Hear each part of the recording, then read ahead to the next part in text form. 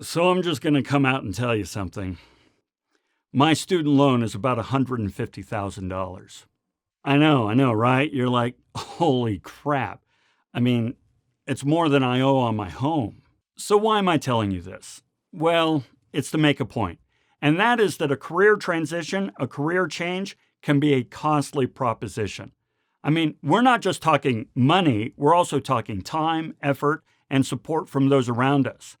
Furthermore, you're going to be missing out on opportunities in your current career. With all this in mind, it's really important that we understand what we are about to invest in this undertaking. Greetings, my friend.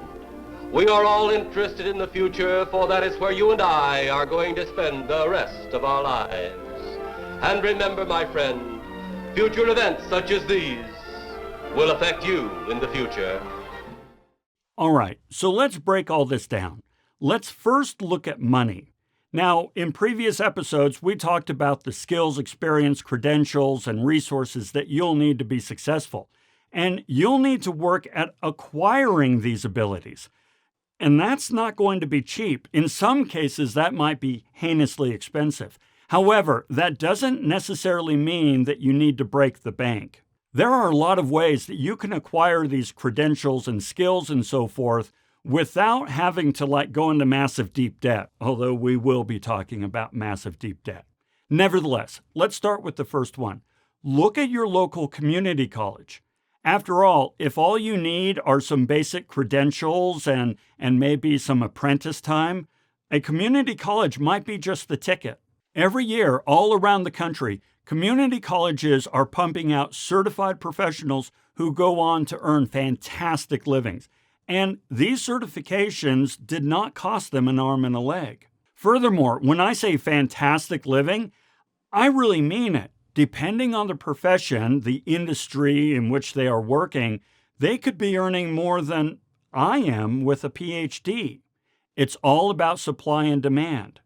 Okay, but let's say that you actually need a 4-year degree, not just a 1 or 2 year certification. That's fine. You can still get your first 2 years at the community college. They're the same credits, the same classes. It doesn't matter, but you're paying a third of the cost. So if you need to go on to university and get a 4-year degree, you'd be foolish not to at least consider getting your first 2 years at a community college. Another way to attack this money issue is by looking at financial aid and scholarships. Now, I know what you're thinking about scholarships. They're only for the ubermensch out there who has a 4.0 GPA and is fantabulous in every way, shape, and form. Not necessarily. There are tons of scholarships out there available to just schmucks like you and me, so it is worth investigating.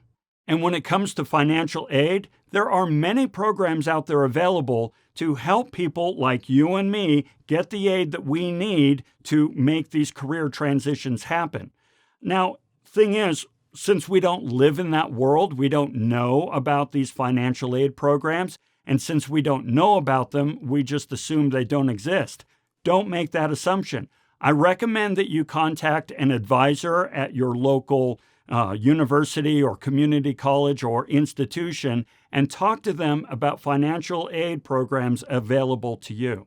Okay, so we've got affordable community college, we've got financial aid, we have scholarships, and yes, there are student loans. Now, don't freak out. I understand. My student loan is egregious on every level, but that doesn't necessarily have to be the case. When I earned my master's degree, I took out a small student loan and I was able to pay it off in fairly short order. Likewise, my wife, working on her master's degree, she's taken out loans here and there, but she has paid them off just as quickly.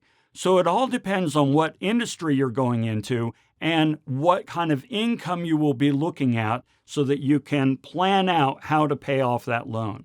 After all, a loan is an investment. And if it's worth taking out a certain amount so that you can get a career that will pay much more, you might consider that a good investment. Okay, so that's the money side of the equation. But it's going to cost you more than money to have a successful career transition. We also need to think about time and energy. And depending on what industry you're trying to break into, that investment of time and energy, it might be pretty substantial. For example, you're probably going to need to invest some time to earn those credentials that you need, whether it be a certification, associate's, bachelor's, master's, PhD, what have you. That's going to take time. And then there's the whole thing of how many years experience are necessary to enter into the career. So if you're applying for a career that requires 5 years experience, well, all right, 5 years of time and energy. Now, this brings us to that perennial question, how do I get experience if no one will hire me because I don't have the experience necessary to be hired? Now, we're actually going to explore this in some depth in a future episode. But right now, I just want you to embrace the reality that gaining this experience will cost you time and energy. Furthermore, and we sort of alluded to this earlier, any time and energy that you invest in your new career, and it's going to be substantial time and energy, is time and energy that you cannot invest in your current career. Now, this may sound pretty obvious, but I want you to think about what this means in practice. It means passing up new career opportunities in your current line of work, turning down roles and responsibilities, or even promotions. Okay, so we've looked at the cost of money, time, and energy, but there's another one that we need to really think about, and that is support from others. Now, we can't do this on our own, which means we need others to help us out. Do not take this for granted. This is important. Think about this. All right, so there's a lot of time and energy and money that you would normally invest in your current career that you are now moving over to your future career. Well, where is that time and money and energy coming from? I mean, it's not like you're now working 30 hours a week in your old job so that you can spend time over here. Well, it's coming from your friends, your family, from your networks, your communities, from those around you. In other words, you're going to be taking from them to invest in your future. Don't underestimate this. I mean, they're used to having you around. They like you. They love you, right? And they kind of want to be with you, and they want to spend time with you, and they want to go on vacations and trips and all that sort of stuff. And you're going to have to tell them no, possibly for quite some time. Trust me, I know what I'm talking about here. So it took me like 5 years to earn my PhD.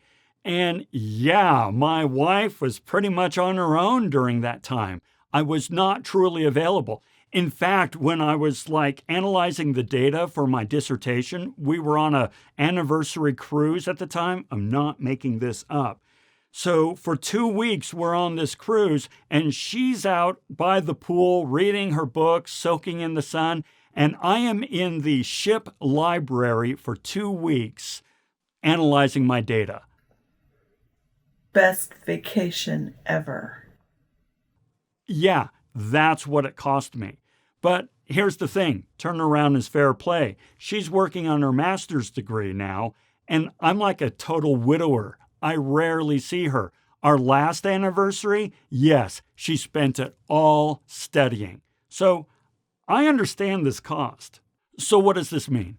It means you need to take the time to really sit down with your friends and family and loved ones and help them understand why you're going through this transition and what it could potentially cost. Now, trust me, they love you, they support you, they're going to be on board. But pay them the respect to really help them understand what the costs are. After all, this student loan I've got, yeah, my wife is helping to pay for it. So yes, make sure they understand what you're doing, why you're doing it, and what it's going to cost.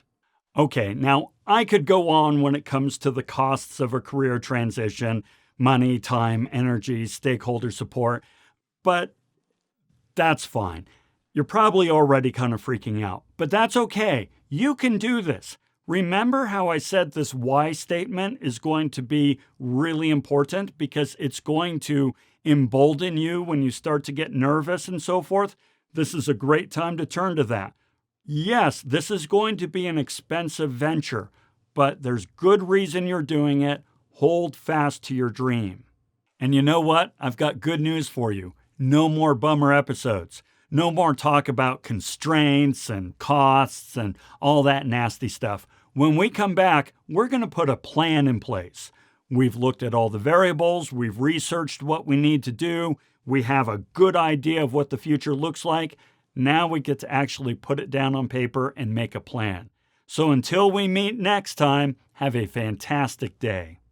You see this? My PhD dissertation. This is a $150,000 book.